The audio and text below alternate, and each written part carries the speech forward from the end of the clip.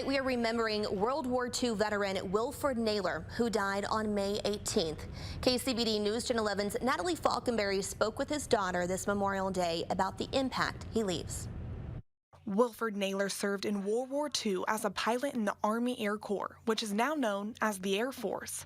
His daughter, Marilyn Mills, says her father didn't think twice about answering the call to serve his country.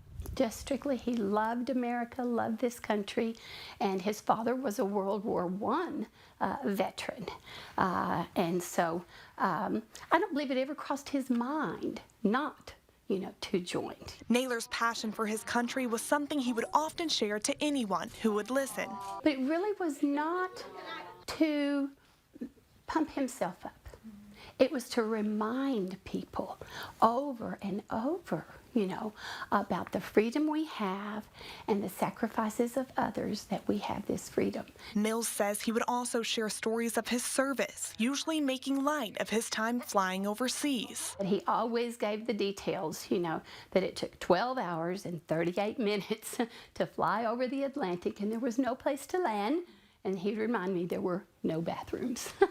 While Naylor kept his sense of humor, Mills says out of his 35 missions, there were many times engines would fail in enemy territory, and he didn't know if he would make it home.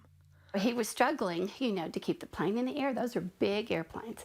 And so as they were heading back to try to make it back to England, then they were running low on fuel, and another engine failed. And so he said, that he landed that huge plane on 2 engines. And he said, that's just not done. Don't count me as brave. I just did what I had to do. Knowing the sacrifices that were made by Naylor and other veterans is something his family will never forget. My heart just swells with pride when others refer to him and others, as the greatest generation. We just need to not forget about, all of these veterans and all of the wars. Wilford Naylor died on May 18th at the age of 102 years old.